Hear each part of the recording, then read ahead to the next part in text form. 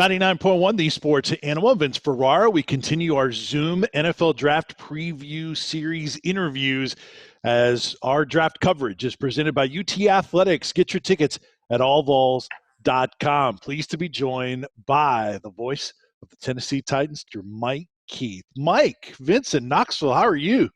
Vince, it's great to be with you talking draft, talking about actual sports. Thank goodness. I know you have been very thankful for this process. And obviously with your podcast, you've continued, the OTP podcast, you've continued to talk NFL. And with this draft, it's given you a lot of content. And I know a lot of us football fans are very thankful for the fact that this draft is continuing. Well, for us doing the OTP, we have done position previews. Dave McGinnis and Rhett Bryan broke down over 400 players preparing for this draft. Wow. Coach Mack still does what he did when he worked for NFL teams, and he's taught the process to Rhett. So they are sort of our Mel Kiper and Todd McShay, if you will. And what we've had them do is they have done 7 separate editions of the OTP where they talk about specific positions. We combined tight ends and offensive linemen because it's not a great year tight end depth-wise, and we did all of the linebackers together. We did outside and inside linebackers together. So if people are interested, they can go to TennesseeTitans.com, go to the podcast section, and you can hear any of their breakdowns, and that's been fun. And then we visited with John Robinson and Mike Vrabel and did it where they could be live with season ticket members watching. And so season ticket members got to submit their own questions. And all of this just with the general idea of, listen, we don't have sports right now, but we do have the draft. It's something that we can do safely because, as you know, the draft is going to be done with everybody in their own homes. And it's something, too, Vince, if we're going to play at some point, the players have to be allocated. And that's the part of it. I know there have been some who have said, how can you do free agency? How can you do the draft? And I get it. And I don't think anybody in the NFL means to be disrespectful. But if we are going to have a chance to play, the free agents have to know what team they play for, and these rookies have to know. So at the moment that we go, whenever that is, everybody is going to know where they're supposed to go. So I think it's probably been absolutely the right thing. And listen, sports is an outlet for people anyway, always, but even more in this instance. You know, even in a normal set of circumstances, there's war and death and taxes and splitting the atom and brain surgery and dealing with cancer and, you know, all these things that are real problems in the world, educating our children. Sports is always, you know, just on the outside. But even more right now, it's on the outside. It's still a great escape, if you will. And I think the draft is going to be that for a lot of people. You visited with both John Robinson and Mike Vrabel. You have during this process. Can you kind of share a little bit about how you think the execution of the draft will go, whether it's just maybe the Titans are going to do it a little bit differently for everybody else, or if there's a mandated system, how to submit their picks and who's going to be where, that type of thing?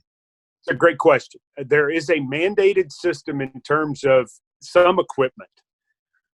But a lot of that is for protection. It's to make sure that connections stay not only secure but online. I mean, you don't want to lose your feed when you're on the clock. Right. So you have some of those things. And then you have technological support from your own IT department. One of the things that John Robinson changed when he became the general manager, and it's something that Mike Vrabel also embraced, was a total change in communication technology as it goes to our draft board. Used to, you walked in and you put things on a magnetic little thing and put it on the board, you know?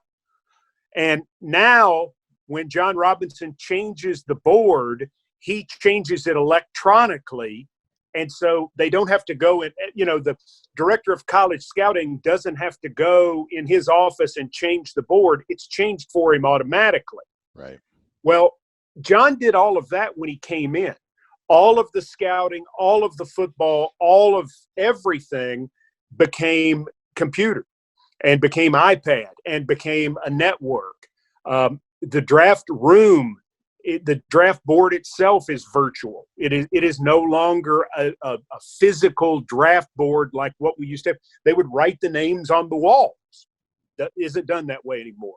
So I think the fact that our two executives are both 44 years old and came out of the technology era is a huge advantage to the Tennessee Titans. We're already hearing stories about teams who have, GMs in their 60s towards 70 who are like, well, what do we do here? Our two guys have no problem with that at all. Plus, and most importantly, they have teenagers. So if they have any questions, they can just go to the teenagers. The other thing the Titans have, and I don't know if other teams have it or not, but so we have an IT department that just works with football. Mm-hmm. We don't have an IT department that is just for the whole building. I mean, we have guys who do that, but there are certain specific people who work strictly with football. If a coach's computer goes down, if a scout's computer, anything like that, there are people to work on that, because since we've gone to so much technology, they needed people specifically put in charge of those areas. So I think that's been a huge deal for us in all of this. Outstanding. So do you know how the actual execution of a submitted selection is? Are they holding up a dry erase board and making sure that you see the name as opposed, in addition to verbalizing it? There are 3 to 4 people who have the responsibility of submitting it in different ways to make sure that it gets seen. What I think is going to be interesting is I don't think we're going to see the 10-minute rigmarole, where we wait for mama and grandmama to kiss baby as he finds out he's been picked by the Jets, or, dad to give him a big hug and sister and brother to, get their selfie with him. I don't think you're having that this time. I think teams are not going to fiddle around with it. I think if they're picking Jim Smith from State U, I think they're going to submit that pick. And I think if there's going to be a trade, I think the trade will be executed right at the start of the 10 minutes, because I think everybody is afraid, even with the grace period they say they're going to give teams. I think everybody's afraid they won't get their pick in on time and they'll get jumped. Now, again, I think the league is going to give them some leeway on the 10 minutes on that. Mm-hmm. But I still believe very strongly that you're going to see this thing move faster, because people don't want to take a chance on having some sort of issue. Sometimes teams sit there for the whole time just to drag it out.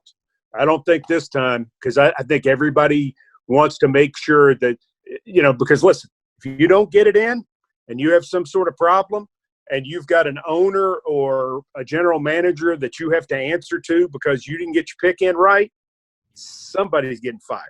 Yeah. And I don't think anybody wants that to happen. Are there, before we talk about the Titans and some of the things they might do with that first round pick, are there any other trends that you anticipate with this year's draft, at least early on in the draft? Here's what I think, Vince.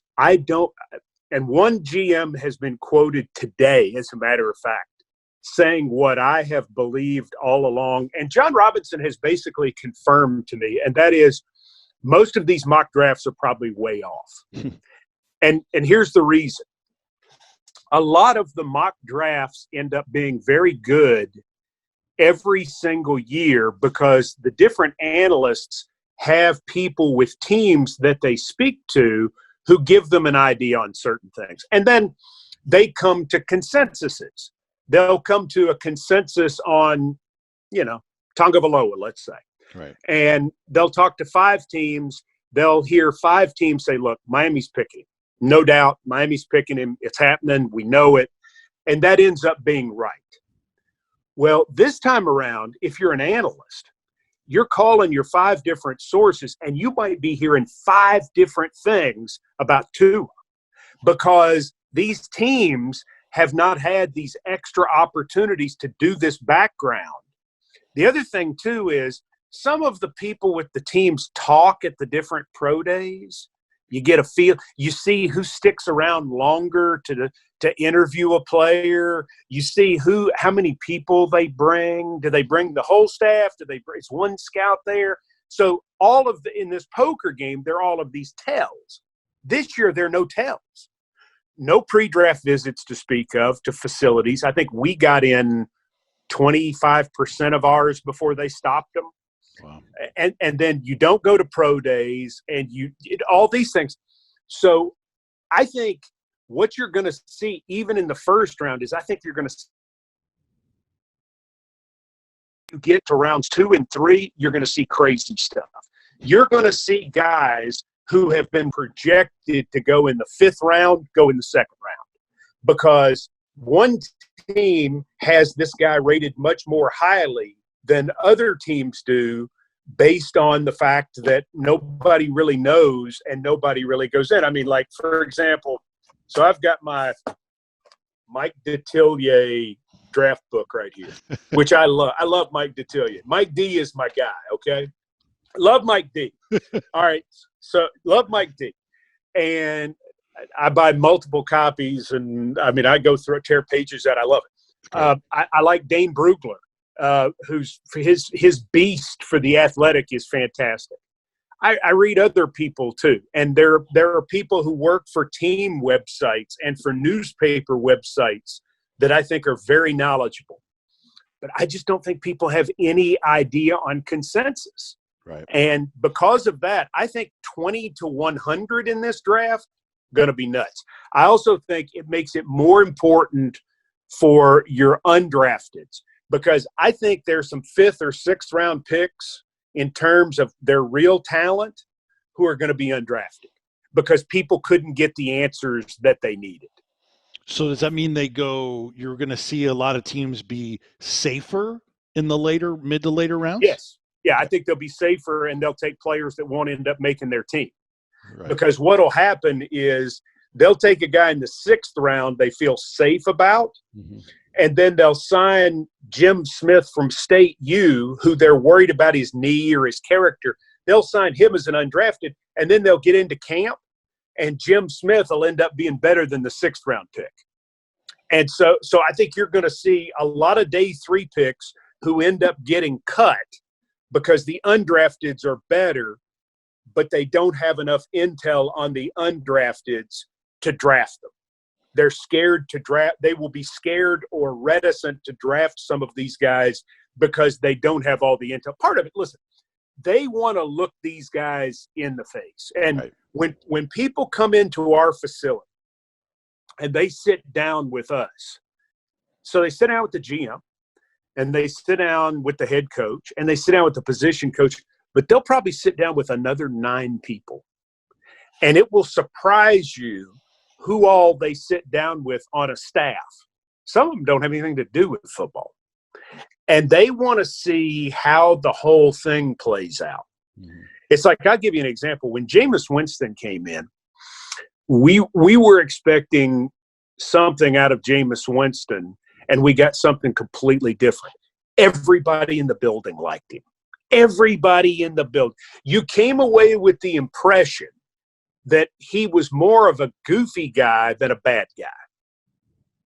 He was, and that was what, the intel was saying when they did all the research, when they had the private investigator, the security guy, do all the research. That's what came back. But then when you met him, you said, I like this guy. You totally got it. And then there's some people that you meet, and I'm not going to go into that, but there's some people that you meet that you don't like, and there's some people who are nice to the people they think they're supposed to be nice to, and then they ain't nice to anybody else, So not having those in-person meetings and not being able to answer those questions that put you over the top one way or the other, it's a big deal. I've asked NFL people this before, and I want you to reiterate it. if you could, if that's how you feel. In that private investigating, in those interviews, the NFL, all teams always have the answers to the questions, right? 100%. They just want to see how that player is going to answer them. They love truthfulness. Right. They love when a guy's had an incident and or some situation come up. If he sits here and says, "Let me tell you what, I cheated on the test, and the reason I cheated on the test was because of A, B, and C," doesn't excuse him. Right. But what it tells you is it's a character trait that's involved in football specifically, because they want people who take responsibility. If you miss a block, if you don't cover the right guy, those things are going to come up. Are you a finger pointer? Are you a whiner? The character that comes out, we've all made mistakes. Mm-hmm. The character that comes out in those instances, are you a defensive person? Are you coachable in these ways? Could you say, listen, I made this mistake when I was a young person, but my high school coach got a hold of me and I changed in this way? And you see, it's a lot of like what went on with Jeffrey Simmons. Mm-hmm. The Jeffrey Simmons thing that was so important is he never shied away from his responsibility. He never made an excuse about what happened. But what he could say is, here is my body of life for the last 3 years. I have improved. I have learned from this. I have lived a high character life. And those sorts of things are so important, because I'm going to tell you something. They know everything. Yeah. They know more than the government. They know, they can find out if you think you're going to lie to them. And this is one reason they hate this process of not having these interviews, is because they can't look these guys in the eye and see how they would handle what comes up. Those sorts of things are so vastly important, because they want to know that you're going to tell them the truth when you ask them, because they're making a massive investment in you, not just as a player, but as a human being. In those mock drafts that you talked about, I know they're going to be less accurate this year, but you see for the Titans, defensive line, offensive line, cornerback as positions. Certainly when you pick 29, you could always end up going best player available and go off of that board. Just give me your thoughts on some most likely directions the Titans might go at that spot. Okay, let's start with the broad view, and that is John Robinson has put himself in a position where he doesn't have to do anything. Okay? So and that is always John Robinson's default move in what he's going to do in free agency and what he's going to do in terms of re-signing. He wants to be in a position where he doesn't have to do anything. So let's say a great player out of nowhere falls to 29. Let's say one of the quarterbacks, just miraculously. Mm-hmm. Well, then he can pick the quarterback. The same way, last year, the Titans didn't need a defensive lineman, didn't have to have one, but they could take Jeffrey Simmons because they didn't have to do something. And then in the second round, they didn't, desperately need a wide receiver. They had numbers, but they could take A.J. Brown because they were in the position where there wasn't something they definitely had to do. All right, so that's it. Second part, position of need on this team is corner. They need corners. What's the most plentiful position in this draft?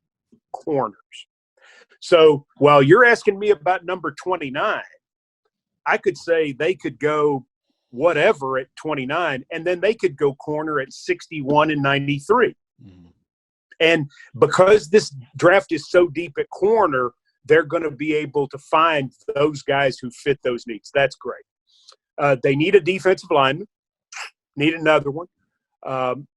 In terms of defensive linemen, the defensive lineman they need, though, isn't necessarily the showstopper. So if they want to take that guy who's going to play first and second down, who is a scheme-specific player, they might be able to get him in the 5th round, possibly. Then the other spot is offensive tackle. The offensive tackle position is so they re-signed Dennis Kelly to take Jack Conklin's place. Right now, Dennis Kelly's the starter at right tackle. Now, you might be able to find somebody to beat him out.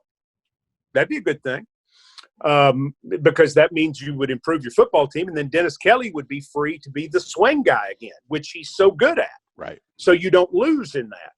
But if you decide you're going to play Dennis Kelly at right tackle this year and you're going to take a developmental guy on day 3, well, you could do that too.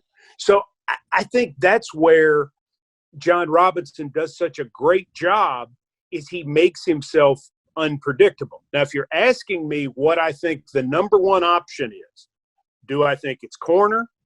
Do I think it's defensive line? Do I think it's offensive line? My answer is none of the above. I think the number one option is trading down. If he can trade down, remember, the Titans don't have a 4 or a 6. They need multiple players at certain positions like corner. They'd love to draft a wide receiver because Daniel Jeremiah has 18 wide receivers in his top 100. It is a receiver corner draft. That's what this draft is. Titans would love to get in there and grab somebody who could help them. They could take a receiver with their first round pick if they think it's the right guy, just because it's such a great year.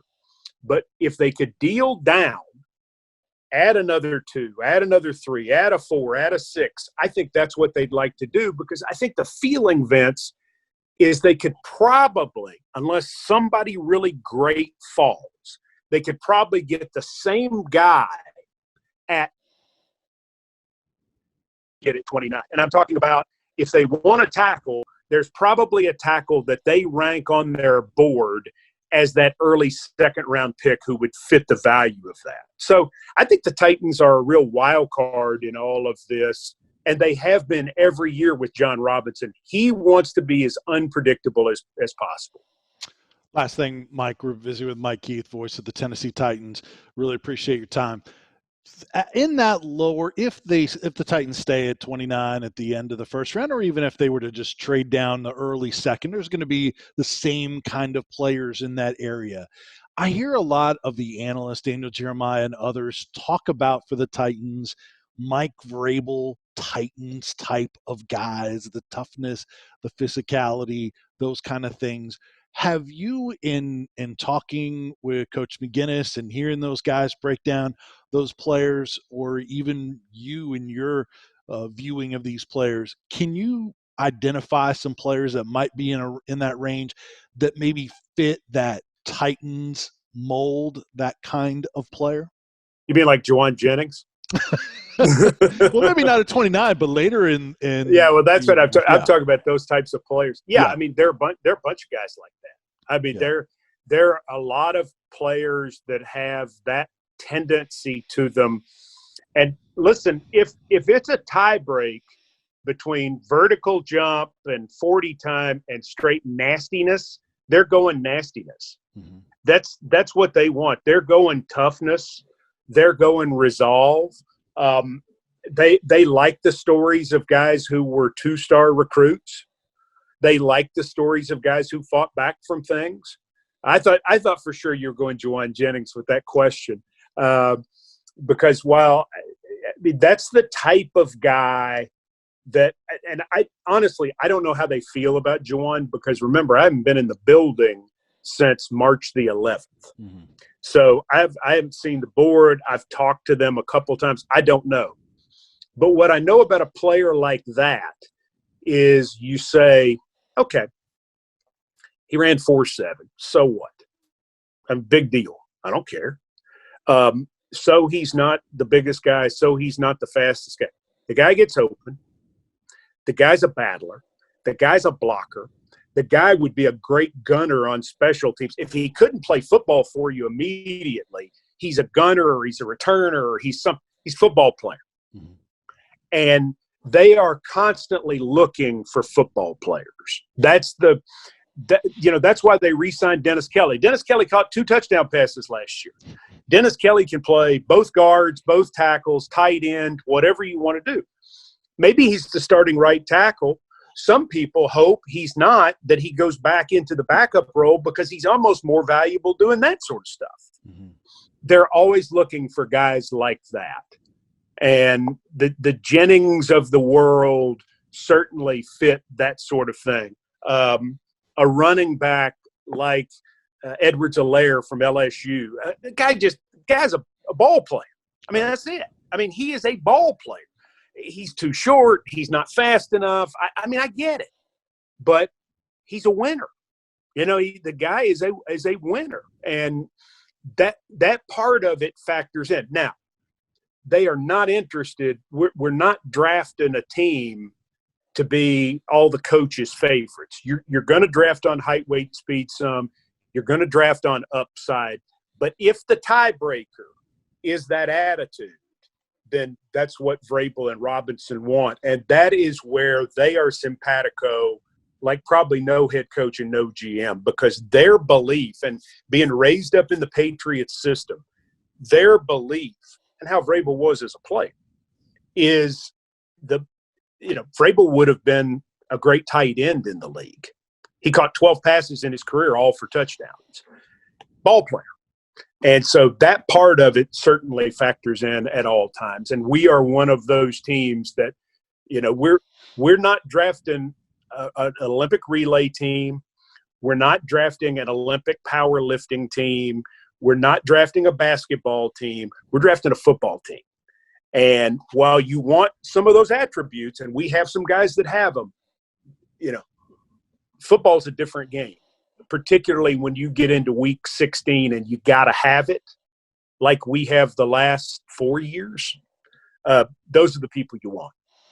Tell everybody about what they can find from the Tennessee Titans, social media, what you guys are working on draft day. Well, we are in the process of doing a lot. We do the official Titans podcast. Mm-hmm. We call it the OTP. And you can download that wherever you get your podcasts and at TennesseeTitans.com/podcast. We are doing live draft coverage from 8 Eastern until the end of the first round on Thursday and 7 Eastern until the end of the third round on Friday. And you can, there are a lot of different places you have a chance to listen to that. Hopefully our Titans radio affiliates are all carrying it. I don't know. I haven't seen the full list yet, but we're excited about doing that. We're doing it in a bizarre way. We're going to be at a guy's house in his garage. We have the road gear and that we take with us when we broadcast, and we've got it set up to where we can all be apart, but we can all still see each other. And that way we're being safe. But we know Titans fans and our Titans radio partners love to have that sort of coverage, largely because of Coach Mack and Rhett. And Jonathan Hutton and I kind of we feed them the ball. That's our job, is to get them the ball and let them run with it. It's really a great weekend, and I'm excited. Well, we'll look forward to that coverage. Mike, always enjoyable to talk to you. Really nice to see you here on the Zoom video. Always enjoy your visits with John and Jimmy on Sports Talk, and have a great draft. And thanks so much for being a part of our draft coverage here, presented by UT Athletics. Get your tickets at allvols.com. Vince, my pleasure. Thanks for having me on. All right. That is Mike Keith Boyce, Director of Broadcasting for the Tennessee Titans. That's our Zoom video NFL draft coverage on 99.1 The Sports Animal.